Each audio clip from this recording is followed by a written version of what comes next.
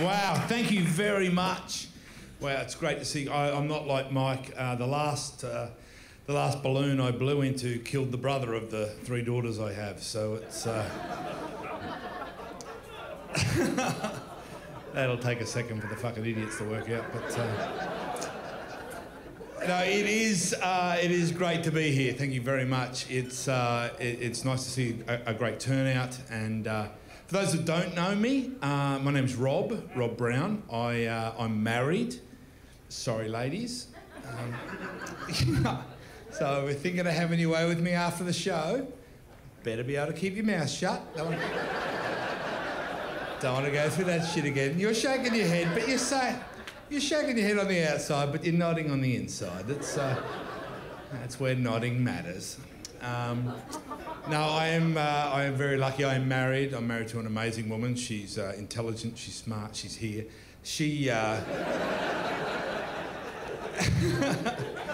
Yeah, I'm not an idiot. I sleep too heavy for that bullshit. But no, my wife has a friend. Right, that's not the joke. My wife has a friend. I don't know how many of you guys out there or people out there that have partners. You know that friend your partner has, that one friend that you go, oh, I wish you'd take up hang gliding. You know the one? Yeah, that's you, Brian. Don't point. It's kind of real. Well, my wife has this friend, and she was over at our house the other day. She's in the kitchen talking to my wife, and she's talking about spirituality and the afterlife and Ouija boards and ghosts. And I've gone, what are you talking about? She goes, all right, Rob, I've never told you this before, but I'm a medium. I went, well, that's bullshit. You're clearly a large. And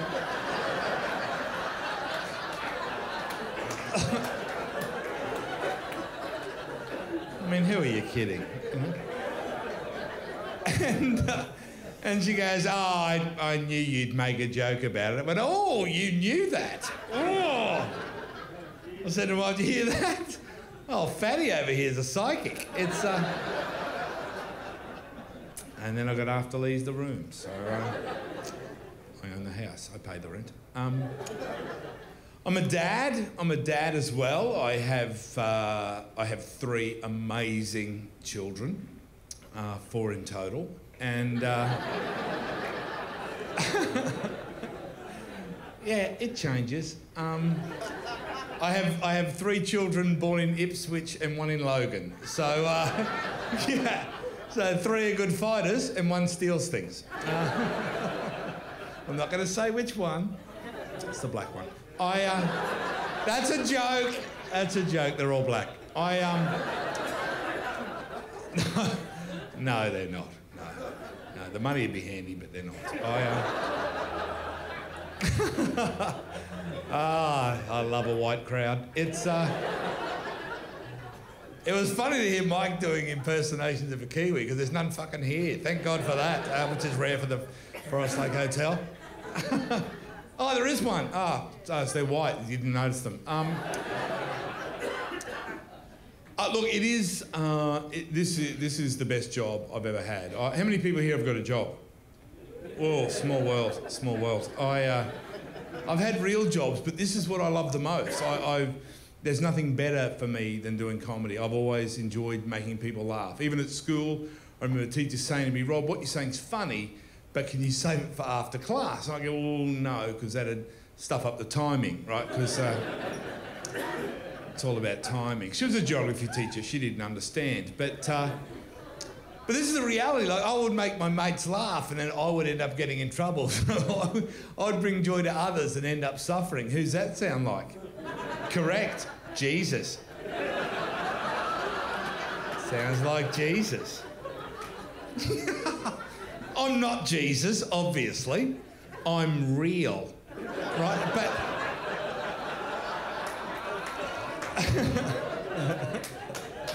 yeah, I love the Christians going, that'll fucking do.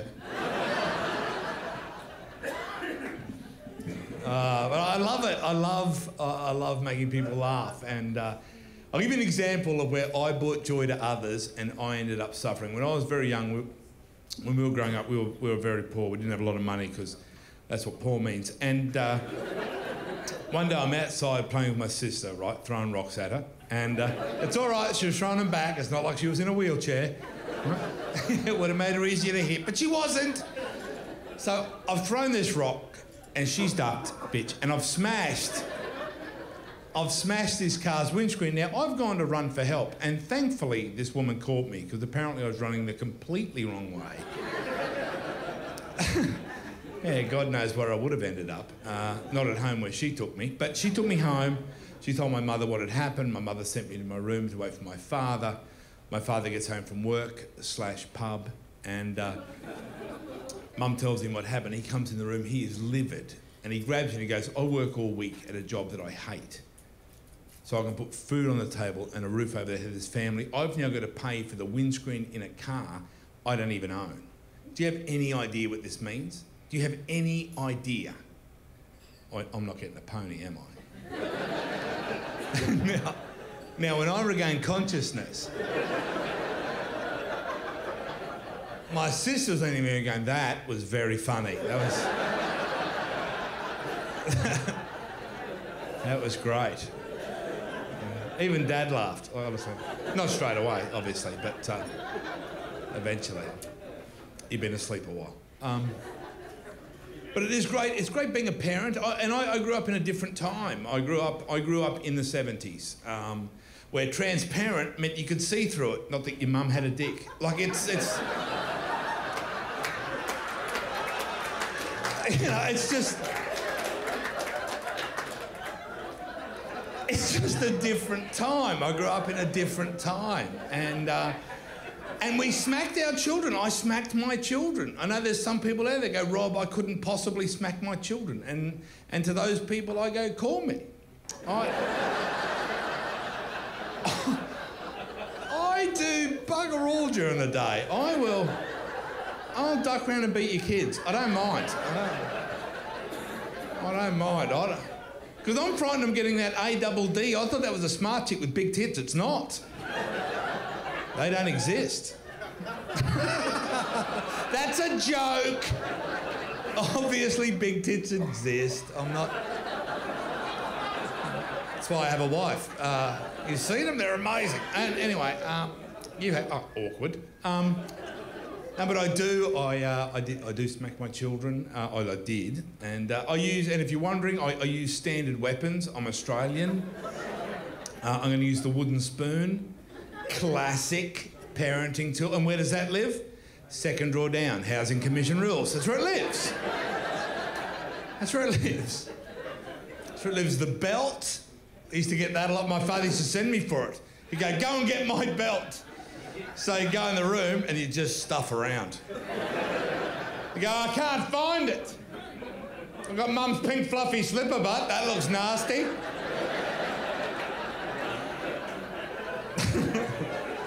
That'll welt up for sure. The kettle cord. Who got that? Yeah, that's worse. That gets you on the back, gets around and gets you on the front. It's like, oh. I know there's people under 30 going, your kettle... Yeah, kettles had cords, okay? Everything had cords. That's how shit worked. Even Grandad had a cord. That's how it worked. Oh, but I think this is the most used parenting tool in Australia, this one. I'll count to 3. Who uses that? Oh, don't use that. I don't work for NASA. My kids aren't getting a countdown. I'm just there. Whack. Gotcha. That's... My father used to say it all the time, don't you make me count to 3. I go, yeah, because that'd challenge you. But I never said that out loud, obviously he was a drinker. But be very careful using that method. Like I said, my parents used it on me. I ended up with a learning disability. I'm in grade 1, teacher's teaching us how to count. She gets to 3, I'd piss off. And she's pulled me aside in the playground, not in a Catholic school way. She just pulled me aside.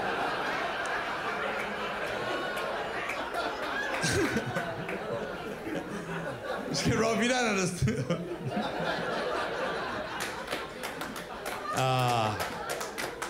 Yeah, that's going to be let's cut that. That's just...